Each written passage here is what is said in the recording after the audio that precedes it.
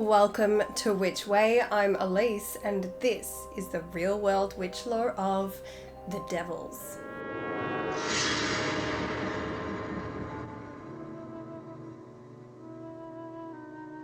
This X-rated historical drama horror film was released in 1971 and stars Oliver Reed as Urbain Grandier, Vanessa Redgrave as Sister Jeanne, Dudley Sutton as Baron de Laubardemont, Murray Melvin as Father Mignon, and Christopher Logue as Cardinal Richelieu. The film is set in 1634 Loudun, France, which is in a state of political turmoil and plagued by, well, the plague.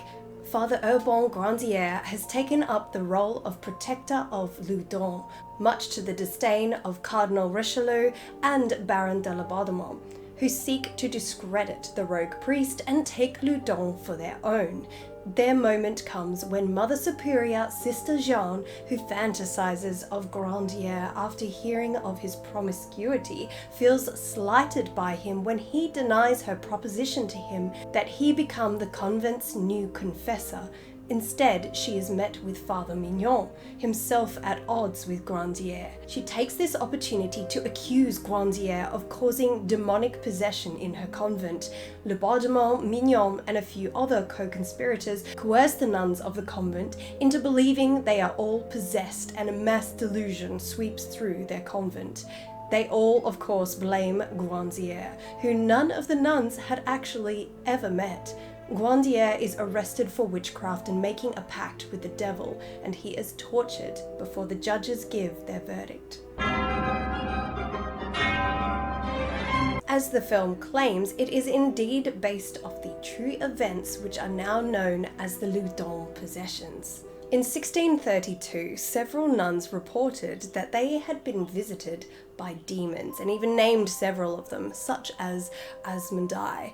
The nuns were said to contort their bodies, swear, bark, speak in tongues, and even in extreme cases levitate and show signs of increased strength. So exorcisms of the nuns took place. When questioned to name the sorcerer who sent these demons, they eventually answered. Tell his name.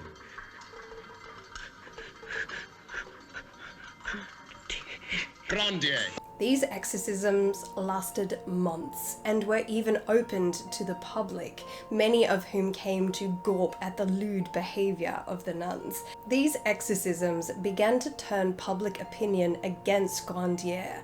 The nuns claimed that he visited them in the night and bewitched them to complete sexual acts. Grandier had supporters, but in 1633 he was eventually arrested. Many of the claims we hear in the film were actual accusations against Grandier.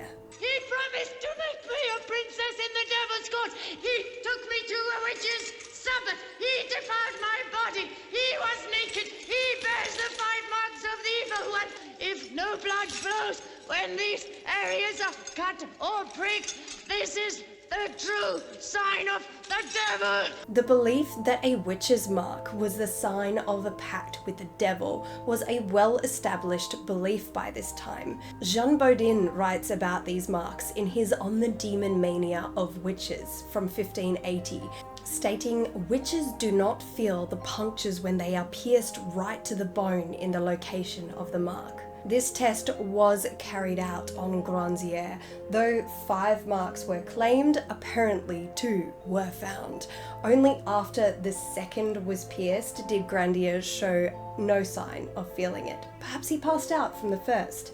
Another sign of his pact with the devil was literally a signed pact with the devil. I'm surprised they didn't include this in the film, as this piece of evidence has been preserved, and is clearly something that Grandier would just leave lying around. This pact is written in backwards abbreviated Latin and has been translated. It describes Grandier's pact with the demons Lucifer, the young Satan, Beelzebub, Leviathan, Elmi, Astaroth, and Baal-berith. Yet another sign of his pact was apparently a magical charm made up of the heart of an infant that was sacrificed at a witch's sabbath, the ashes of a consecrated wafer, blood, and Grandier's seed. These are the substances named in the film when a chemist and surgeon are examining the expelled stomach contents of one of the possessed nuns. And what's that? That's a carrot. In 1634, Grandier was found guilty of the crime of magic maleficia and of causing demoniacal possession of several Ursuline nuns of the town of Loudun. His punishment was as is named in the film. His head was shaved, he was to carry a burning taper, and with a noose around his neck, he was to ask pardon in front of the gates of the church and of the convent of the nuns, before he is to be burned alive at the stake and his ashes scattered to the wind. His property was also to be confiscated by the king. Before he was executed, however, he was to be submitted to the extraordinary question, so he would name any accomplices. The extraordinary question in question was torture, and we see one of the methods used against Grandier in the film. It is known as the boot.